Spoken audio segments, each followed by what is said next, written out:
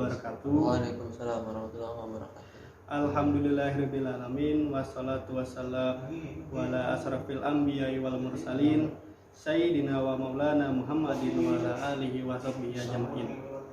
Pertama-tama marilah kita panjatkan puji syukur kehadirat ilahi Rabbi yang telah memberikan beribu-ribu kenikmatan, sehingga pada hari ini dapat berkumpul tanpa ada satu halangan apapun untuk hadir yang insya Allah dimuliakan oleh Allah Subhanahu wa Ta'ala.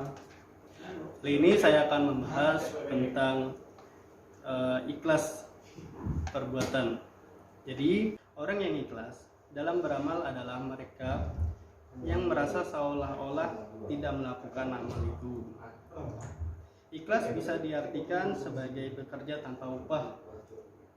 Saking tingginya amalan ini, ibadah yang mengharapkan surga belum tentu ikhlas sebab masih mengharapkan upah dari Allah. Imam Al-Ghazali juga menyebutkan hakikat ikhlas adalah kemurnian niat dari hal-hal yang dapat mengotorinya. Seperti sholat ya sholat saja, makan ya makan saja, pergi ya pergi saja. Begitupun ibadah. Ibadah ya ibadah saja tanpa memikirkan hal lain. Allah Subhanahu wa Ta'ala berfirman pada surah Al-Bayyinah ayat 5. Bismillahirrahmanirrahim. Wa ma umiru illa liya'budullaha mukhlishina lahud-din hunafa wa yuqimus sholata wa yu'tuz zakata wa zalika dinul qayyimah. Yang berarti padahal mereka hanya diperintah menyembah Allah dengan ikhlas, menaatinya semata-mata karena menjalankan agama dan juga melaksanakan sholat dan menunaikan zakat. Dan yang demikian itulah agama yang lurus atau benar. Dari ayat tersebut diketahui bahwa betapa tingginya derajat sifat ikhlas. Dengan ikhlas, semua orang dengan profesinya masing-masing telah menjadi orang yang memiliki hati yang bersih. Seorang pedagang akan menjadi pedagang yang baik dan jujur. Seorang petani akan menjadi petani yang baik, dan seorang penjabat akan menjadi penjabat yang baik ketika menanamkan sifat ikhlas.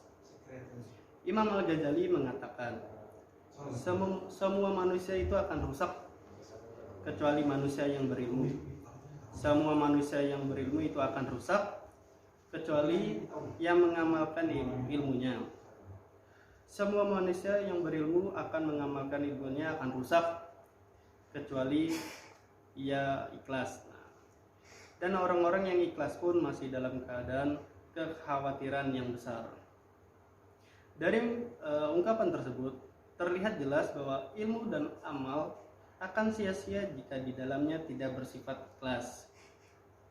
Ilmu dan amal tidak dapat dibanggakan. Bagaimana mau dibanggakan? Sedangkan yang ikhlas saja masih dalam keadaan khawatir yang besar. Lalu contohnya ialah jika ingin bersedekah tanpa melihat besar uangnya dari isi dompet tersebut.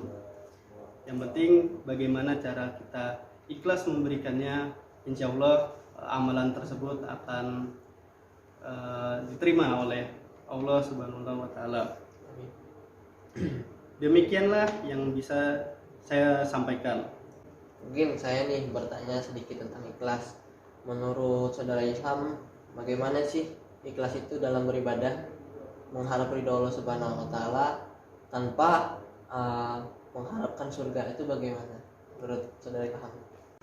Ya, saya akan menjawab pertanyaan dari saudara Arbaen. Jadi ikhlas dalam beribadah itu dapat diartikan sebagai kita beribadah dari keinginan kita sendiri.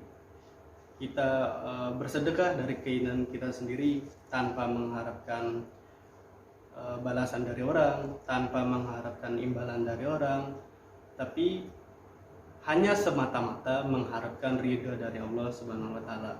Ya, sekian dari kultum kilat kita pada sore hari ini. Kurang lebihnya mohon maaf. Wassalamualaikum warahmatullahi wabarakatuh.